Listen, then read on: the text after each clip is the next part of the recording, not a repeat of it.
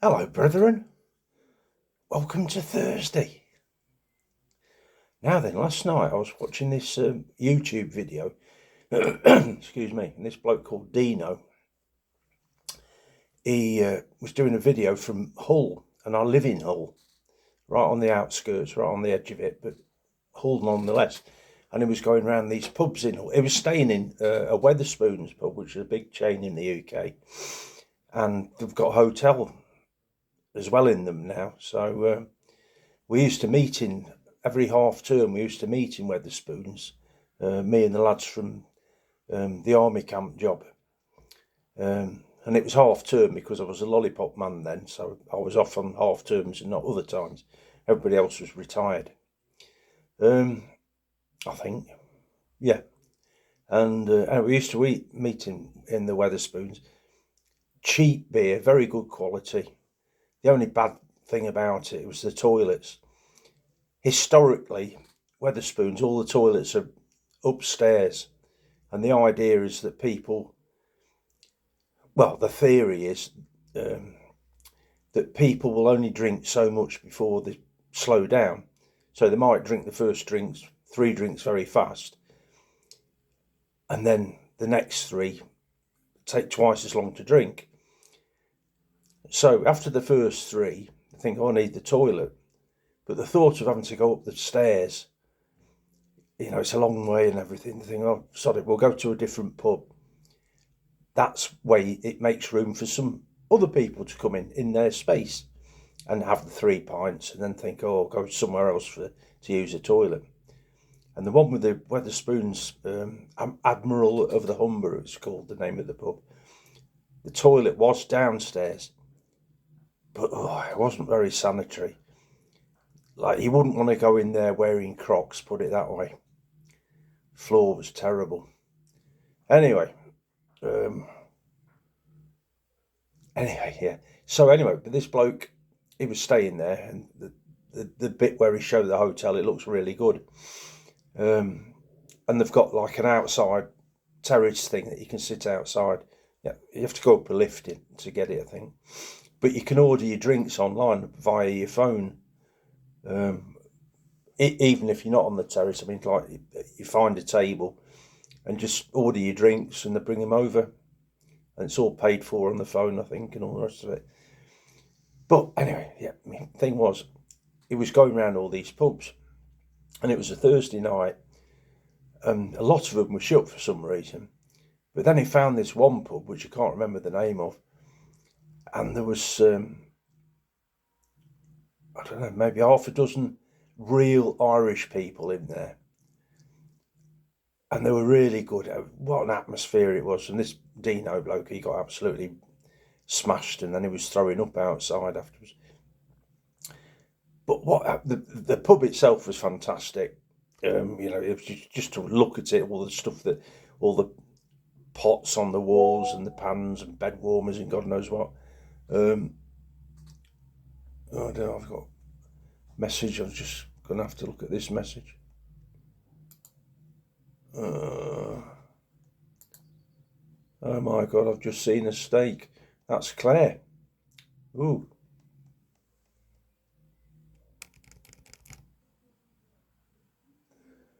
Ooh. I wonder if it's escaped from a zoo, or I suppose they'd have grass snakes here. It's not really a place renowned for snakes.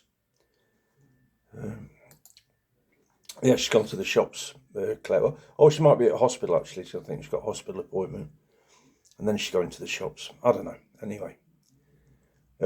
Yeah, so in this pub, and they're drinking Guinness.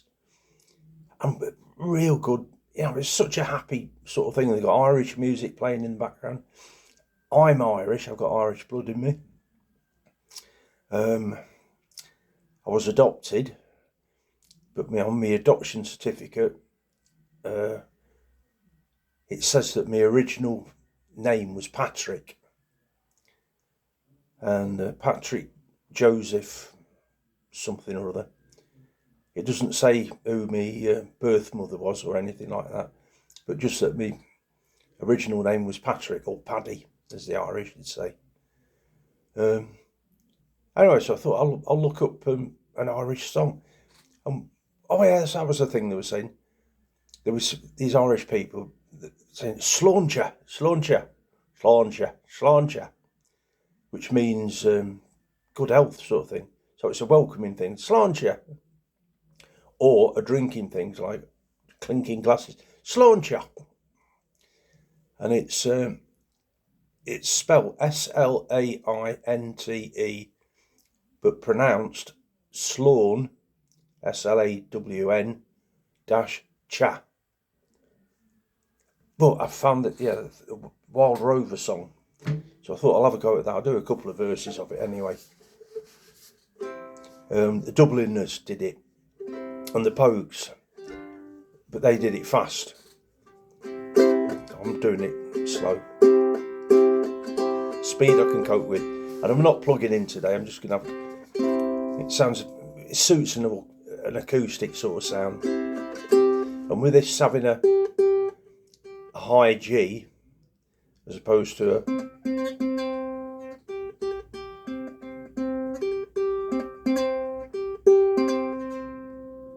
Yeah, so normally I would have a low G where that is, so that would be... Anyway, here we go. It's called the what's it called? The Irish Rover.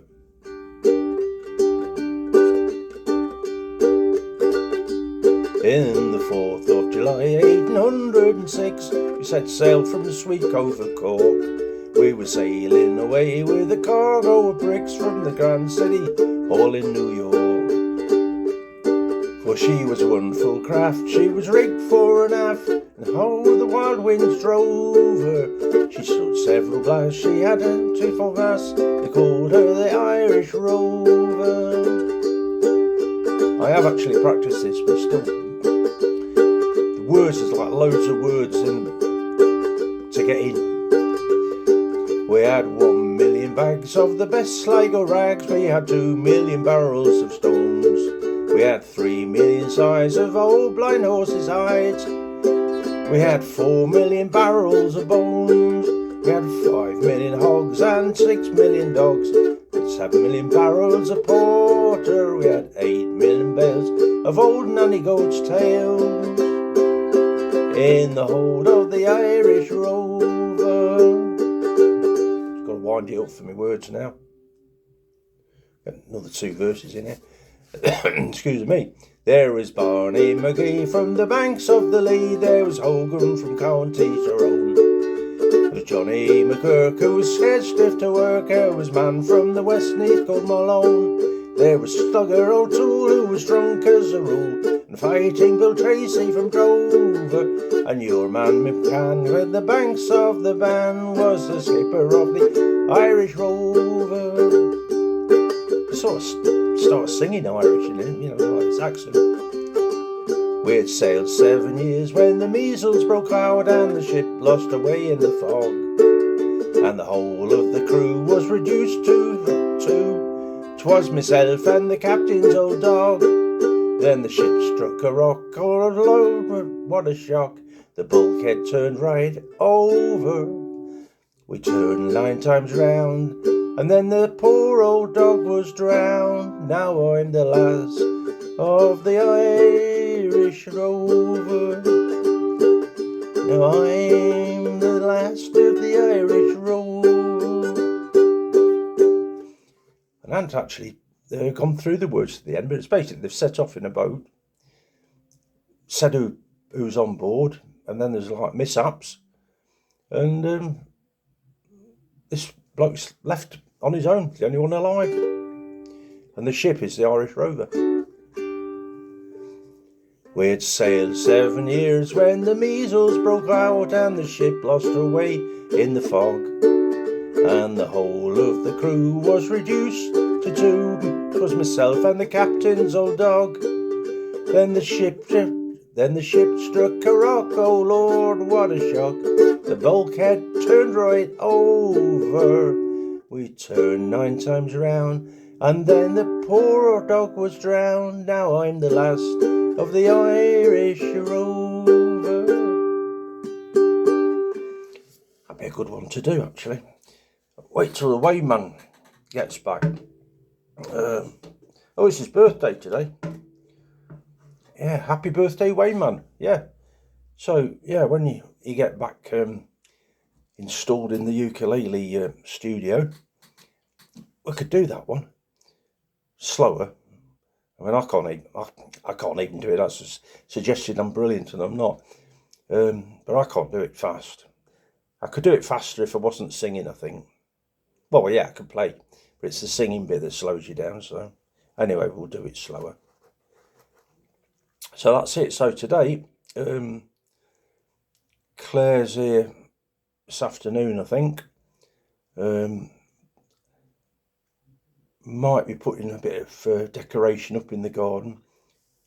Oh, I'm going to put some bedding plants out, but I think that's tomorrow. I think she's coming with the daughter tomorrow, and they're going to put bedding plants out just to brighten the garden up. And just got another on my phone now. Every time there's, I don't know, it just gives me little captions at the top when something's happened. Like, I don't know what that one said, but it's just like headlines from newspapers and stuff like that. A bit distracting, really, but it's more distracting when it's in your pocket because you hear the bing and you think, I can't be bothered to get it out to look for what it's nothing ever. It's never anything important. Yeah, so it's going to be hot today. It's going to be, I think, 27, I think, which is hot in the UK. And the next few days, it's going to be hot. So I wonder if it's going to be hot long enough for us to remember. Oh, can you remember the summer of 25? Oh, that was a hot one. The summer of 76, I think it was. That was a hot summer. I remember that being a hot summer. I was living in a house with, there was a couple there, Laura,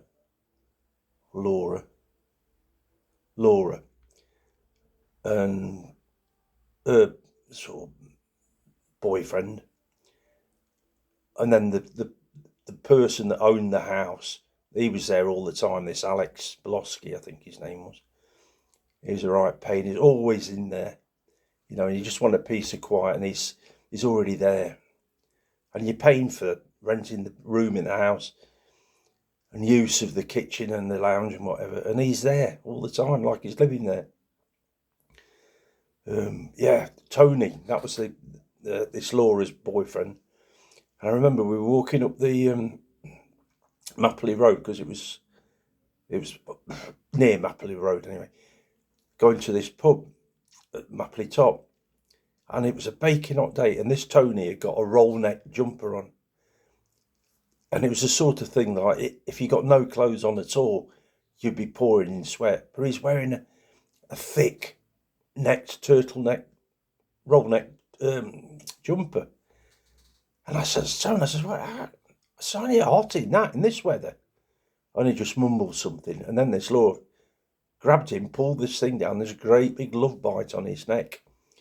And this Tony worked away all week and came home at the weekend. And she knew that she hadn't given him this big love bite on his neck. But that's why he was wearing this turtleneck sweater. So I was a bit in the wrong there. So, yeah, I did apologise, but it's done by then, and the damage is done. Anyway, I'm going to go and have a drink of something quenching, because I feel my throat's croaking a bit. And yeah, so thanks for watching, thanks for subscribing, thanks for sharing, thanks for commenting. I love you all, and thanks for coming. Bye.